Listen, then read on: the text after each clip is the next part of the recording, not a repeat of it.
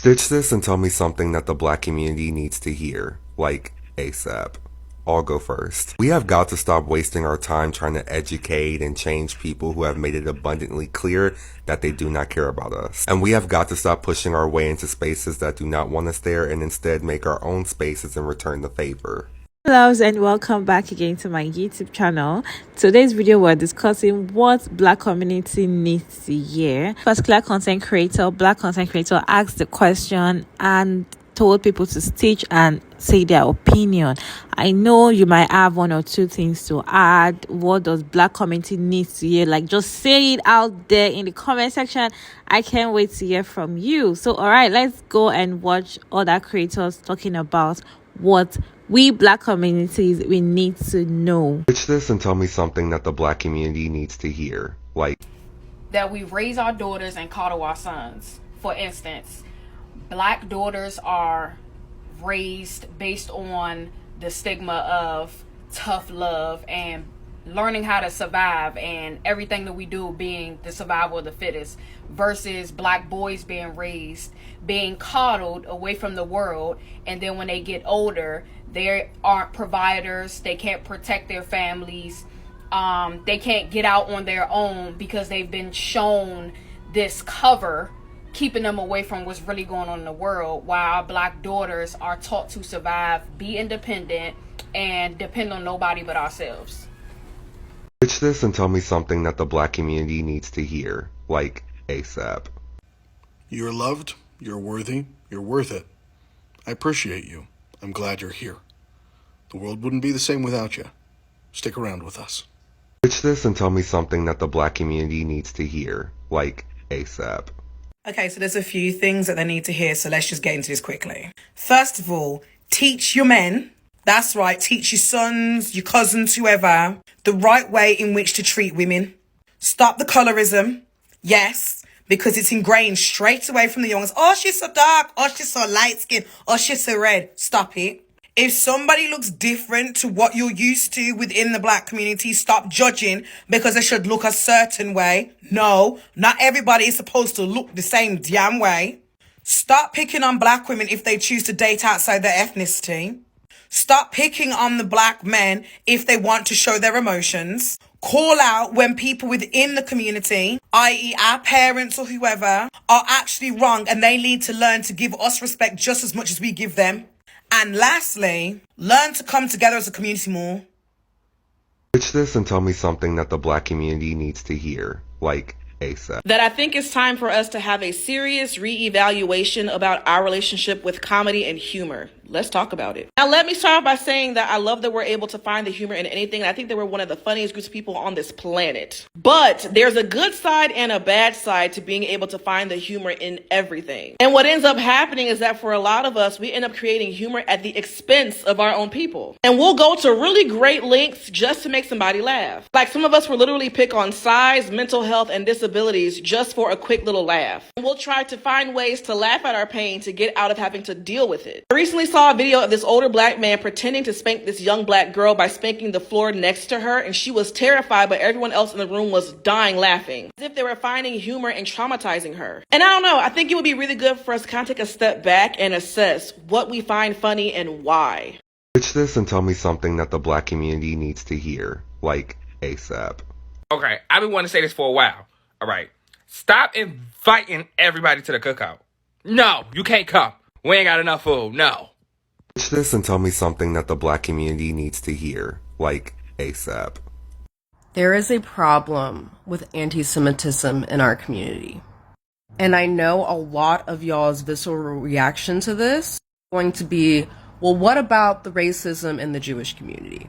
There is racism in the Jewish community. Because there's racism in the Jewish community and anti-Semitism in the black community, both communities are harming members of their community who are like me, standing in the middle, black Jews. Not only that, but both communities are then inverting the same oppression that is used to oppress them onto the other community. We need to recognize that both anti-blackness and anti-Semitism are global. In order for us to reach collective liberation, going to have to challenge those biases and assumptions that we've made about communities that share our struggles. Pitch this and tell me something that the black community needs to hear, like ASAP. I forgot a couple, my bad. This is gonna be a two-part, so just stay with me with this. Stop the homophobia. And I say that because the homophobia that is ingrained in the black community stems from religion. And you start fear-mongering people and telling them they're gonna go to hell if they continue the way they are because you think it's a choice, and you try and manipulate them to stop being what they truly are. And I'm gonna also need you to understand one more thing. That black mums can be toxic. And what they do is cause issues within their offspring. Hiya, I can be there and I can tell you that right now. Because I go through it. The manipulation, the constant snide remarks, the constant comments about weight and appearance and all of that. They do something to our heads. People need to think before they speak within this community. That's what I'm saying.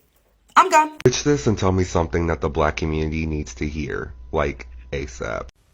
Now, I know somebody that already said this, but I'm going to say it again. If your little homeboy or your cousin get locked up and you get on Facebook talking about free man, free Pookie, and when I ask you what they did to get locked up and you tell me they shot 6 people, raped 2 women and a baby, ain't no free Pookie, free man. They right where they need to be. Let their asses stay locked up. Yeah, y'all get on Facebook and all this time about free Pookie till it's backwards. No. They right where they need to be. Okay, I don't give a damn if y'all related. You known this person since kindergarten. I don't give a damn. If you think they need to be free, then they need to lock your ass up too. Pitch this and tell me something that the black community needs to hear. Stop using the N-word. It wasn't long ago that we had slavery. It wasn't too long ago. Yeah. So why do you think older generations of black people, like the older people, can't stand this word and don't use this word? Okay, I don't understand why black people use this word and then have the audacity to tell white people not to use it. You know why white people use it? Because they think they can use it, because they hear you use it, because they think they're entitled to that. They think they're entitled to that word. No one's entitled to that word, because that word caused so much harm back in the day through slavery and all this stuff. But you still want to use it. Stop using this word. Pitch this and tell me something that the black community needs to hear. If you're a black parent, limit the amount of white professionals that you put around your children. I recently was looking for a nanny for my daughter and I posted, hey, does anybody know any nannies in this area? Must be black. People were laughing like, yo, you crazy, bro. People being upset like, bro, why you being racist or counter racist or whatever they make up? One of the problems in our community is that some people believe that white superiority and white God complex starts when you're older. But nah, it starts when you're a baby. You know that at 6 months old, some babies can recognize race. So when you're growing up as a black child and your daycare sitter is white and your doctor is white and your teachers are white and the managers at the store is white, you think your child is going to subconsciously believe who are the professionals of the world, the superior and who are the inferior people of the world. Oh, it's really young, trust me. Lot of teachers video on TikTok, but here are the few ones that I could gather. Let me know your thought down in the comment section. What do you think we black communities need to hear? And for me, I feel like we need to support each other more. We need to be there for each other. We need to have each other's back. We need to support each other's business. We need to, be there for each other back to back, because we got each other for life. So that is what I want to add to this. And thank you guys so much for watching my content at this point.